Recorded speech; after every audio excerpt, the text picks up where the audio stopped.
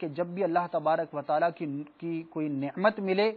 تو اس کا شکر کرنا چاہیے، اللہ تبارک و تعالیٰ کی طرف سے ملنے والی نعمت کو شریعت کے مطابق استعمال کرنا چاہیے، ہرگز کسی نعمت کے ملنے پر نافرمانی میں مبتلا نہیں ہونا چاہیے، ورنہ یاد رکھیے کہ یہی نعمت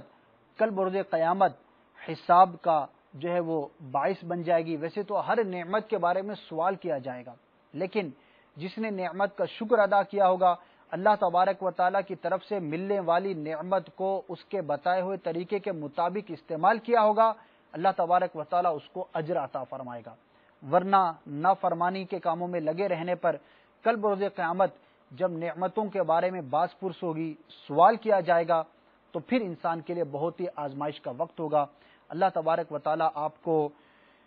نعمت کا شکر کرنے کی نہ صرف آپ کو بلکہ ہم سب کو توفیق عطا فرمائے۔